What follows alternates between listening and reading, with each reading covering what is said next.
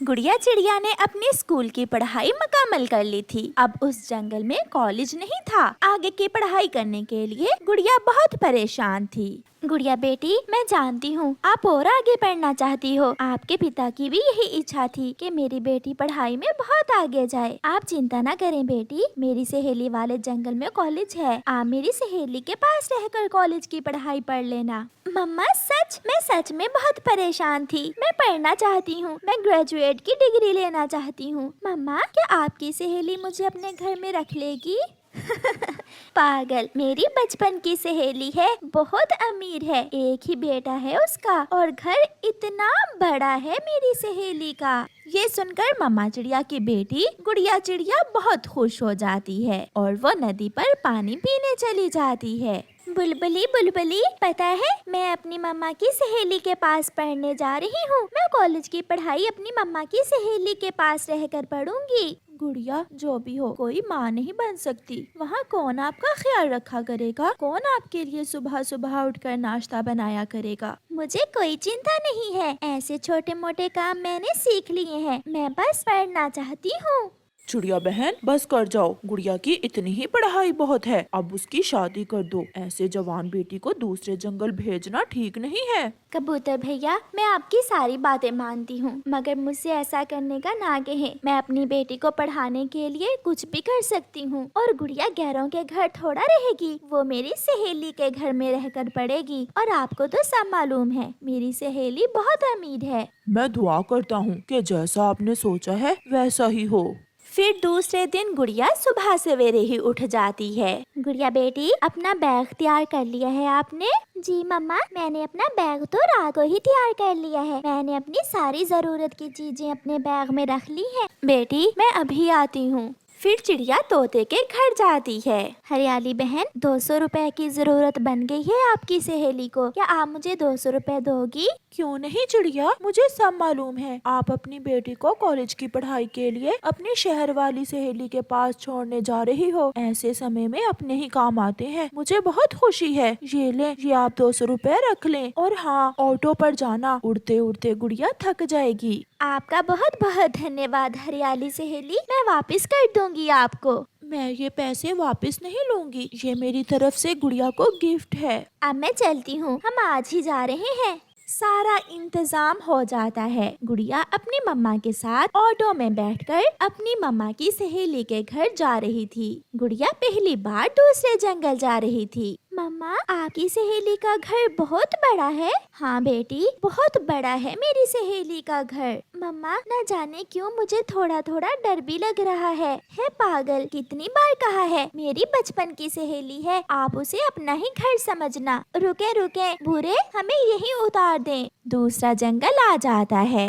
वो माँ बेटी ऑटो से उतरकर एक पेड़ पर बैठ जाती हैं। आप यहाँ बैठे बेटी, मैं किसी से घर का पता पूछ लूँ। बहुत देर हो गई मुझे आए हुए, यहाँ तो सब बदल गया है। मम्मा चिड़िया थोड़ी दूर बैठे एक पक्षी के पास जाती है। रुके रुके, छोड़ दे, ये बैग मेरा है। चोर चोर, मम्मा चोर मेरा बैग छीन रहा है। आप गुड़िया है ना? मम्मा भी वहाँ आ जाती है। मम्मा चिड़िया रोज को गले लगा लेती है। पागल, ये रोज है, मेरी सहेली का बेटा। आंटी, अगर आप थोड़ी देर और ना आती तो गुड़िया ने तो मुझे सचमुच का चोर ही बना देना था। सॉरी, मैं पहली बार यहाँ आई हूँ और पहली बार ही तो देखा है आपको। मुझे माँ ने बताया था कि आज आप आ रहे हैं। मैं तो आपका सुबह से ही इंतजार कर रहा हूँ। अब चले। फिर रोज उनका बैग उठा लेता है और वो सब वहाँ से चलते हैं। खाओ खाओ रानो सहेली, ये मीठी खीर भी खाओ। अब तुम गुड़िया की चिंता छोड़ दो, ये घर गुड़िया का अपना ही तो है। आंटी, मुझे आपसे मिलकर बहुत अच्छा लगा। मैं छोटी सी थी जब से मम्मा मुझे आपकी बातें बताती हैं। हम हर रोज रात को आपकी बातें करते करते सोते हैं। आपको तितलियाँ पसंद है? कल मैं आपको झरने पर तितलियाँ दिखाने लेकर जाऊँगा। रोज बेटा, कल आपको इंटरव्यू के लिए जाना है, भूल गए हो क्या? फिर दूसरे दिन गुड़िया की मम्मा का वापस जाने का समय आ जाता है। गुड़िया बेटी, चुप कर जाओ, अगर ऐसे रोती रहोगी तो मैं कैसे रहूंगी आपके बिना। ऑटो आ गया है, जल्दी करें आंटी, मैं समझा दूंगा गुड़िया को। फिर ऑटो आ जाता है। अपना ख्याल रखना मेरी बेटी। आप भी, गुड़िया की मम्मा ऑटो में बैठ जाती है और अपनी बेटी को याद करके जोरों से रोने लगती है। गुड़िया, आप अपने माँ बाप के सपने पूरे करने के लिए इतनी दूर आई हैं। अपनों से जुदा कोई शौक से थोड़ी होता है, ये सब मजबूरियाँ करवाती हैं। मैं हमेशा माँ के साथ रही हूँ, आज पहली बार मैं मम्मा से दूर हुई हूँ। न जाने मैं ये सब कर भी सकूंगी या। ऐसा ना कहें, आप जो सपने सजाकर यहाँ आई हैं, वो सपने आपको सच करना होंगे। इसी में आपकी मम्मा की खुशी है। फिर गुड़िया का एडमिशन वहाँ के बड़े कॉलेज में हो जाता है। गुड़िया का कॉलेज घर से ज्यादा दूर न था, वो उड़कर ही अपने कॉलेज चली जाती थी। गुड़िया, नाश्ता वगैरह बनाना आता है ना आपको? पढ़ाई के साथ साथ ये सब भी बहुत जरूरी है। मगर मम्मा, नाश्ता बनाने के लिए तो काम वाली है ना। बेटा, बेटियों के लिए ये सब सीखना बहुत जरूरी होता है। आंटी, आप चिंता न करें, मैं रसोई का सारा काम कर सकती हूँ। मैंने सारे ही काम मम्मा से सीख रखे हैं। फिर गुड़िया रसोई में काम भी करती, समय पर कॉलेज जाती और रात को देर तक अपनी पढ़ाई करती। ना जाने मेरी बेटी सोई हुई होगी या जाग रही होगी। ये पढ़ाई भी कोई आसान काम नहीं है, बहुत कुर्बानी देना पड़ती है माता पिता को। गुजर ही जाएगा, ये वक्त भी गुजर ही जाएगा। वो वाला फूल मुझे बहुत पसंद है। मगर मुझे तो सुर्ख रंग का गुलाब पसंद है। मेरी आज तक कभी किसी से दोस्ती नहीं हुई, मगर जब से आपको देखा है, दोस्ती क्या है मुझे पता चला। जब मैंने यहाँ आना था तो मैं बहुत डरती थी, मगर आपसे मिलकर मुझे ऐसा लगा कि आप और मैं एक दूसरे को बचपन से जानते हैं। क्या आप अपनी पढ़ाई मुकम्मल करके चली जाएंगी? नहीं, मैं तो हमेशा हमेशा के लिए यहाँ रहने आई हूँ। तो और क्या, मेरी मम्मा अकेली होती हैं। मुझे पढ़ाई मुकम्मल करके अपने जंगल ही तो जाना है। तो फिर मुझे माँ से बात करना होगी। मैं आज ही माँ से बात करूँगा। क्या बात? कि गुड़िया को अपनी बहू बनाकर हमेशा हमेशा के लिए अपने पास ही रख लें। ये सुनकर गुड़िया शर्मा जाती है। गुड़िया भी रोज को पसंद करने लगी थी। प्यारे दोस्तों, इस कहानी का अगला भाग देखने के लिए कल तक इंतजार करें। और आपको ये वाला भाग कैसा लगा है हमें कमेंट करके जरूर बताएं। आपका धन्यवाद। ठंड का मौसम शुरू होने से पहले पहले सब पक्षियों को अपने लिए हवाबंद और पक्के लकड़ियों के घर बनाने थे, इसलिए सारे पक्षी आज एक जगह इकट्ठे होते हैं। आज हम घर बनाने का काम कुछ अलग तरह से करेंगे। अलग तरह से? वो कैसे चिड़िया? सब मम्मा पक्षी एक साथ सूखा घास लाएंगी और जितने भी पापा पक्षी हैं वो सूखी लकड़ियाँ लाएंगे। देखते हैं कौन काम अच्छे से करता है। ये तो बहुत अच्छा आइडिया है। हम जीतेंगे, पापा पक्षी ही जीतेंगे। ये तो काम करने के बाद ही पता चलेगा पति जी।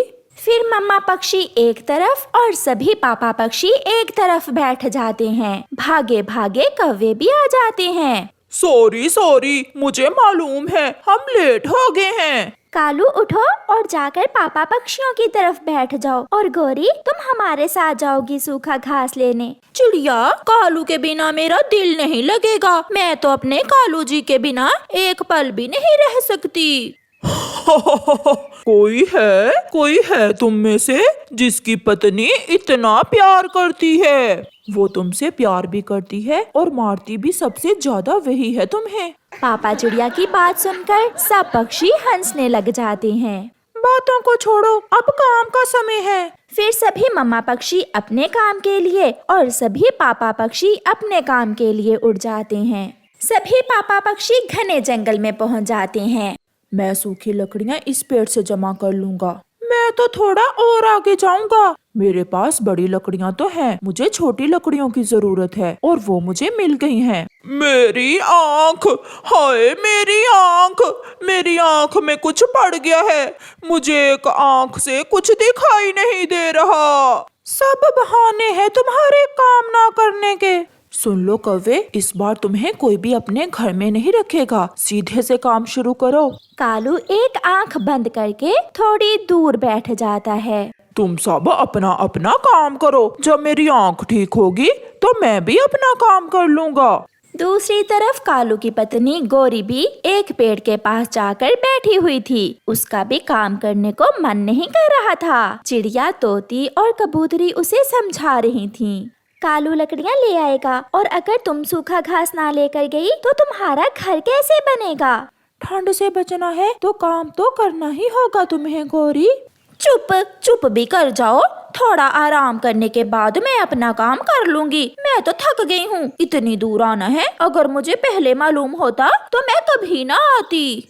सब काम करते हैं। शाम तक सब पापा पक्षी सूखी लकड़ियाँ जमा कर लेते हैं, मगर कालू अभी तक सोया हुआ था। मम्मा पक्षियों ने भी सूखा घास जमा कर लिया था और वो वापस उड़ने को तैयार थीं। वो सब गौरी को सोई हुई ही छोड़कर वहाँ से चली जाती हैं। पापा पक्षी भी चले गए थे, अकेला कालू ही बचा था जो सो रहा था।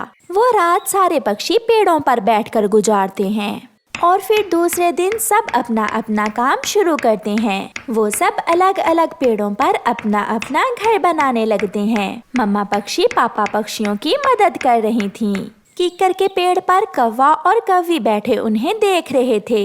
गौरी, ऐसा लग रहा है जैसे ये सब पागल हो गए हैं। ठंड अभी आई नहीं और ऐसे तैयारी कर रहे हैं जैसे बर्फ शुरू होने वाली है। कालू जी छोड़े इन्हें, करने दे जो कर रहे हैं। चलो हम घूमने जाते हैं। मैं तो कल भी बहुत बोर होती रही हूँ इनके साथ। तो फिर फूलों वाले जंगल में जाते हैं। ऐसे कौवा और कौवी घूमने चले जाते हैं। वहाँ उन्हें एक पत्ते पर बैठा हुआ एक टिड्डा मिलता है। दोस्तों, मैं अकेला बहुत बोर हो रहा हूँ। क्या तुम मेरे साथ गाना, खेलना और नाचना पसंद करोगे?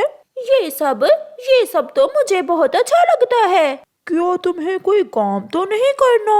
ना जी ना, हम कौवे कोई काम वाम नहीं करते। हम तो आवारा घूमते हैं। फिर तो मेरी तुमसे दोस्ती पक्की हुई। फिर टिड्डा साज बजाने लगता है और गौरी और कालू डांस करने लगते हैं। कौवे सब कुछ भूलकर वहीं के होकर रह जाते हैं। शाम हो जाती है। पक्षियों ने अपने अपने घर बना लिए थे और सब पक्षी अपने अपने घरों में बहुत खुश थे। रानो, अब हमें कोई चिंता नहीं है। बारिश आए या ठंड, हम अपने घरों में सुरक्षित हैं।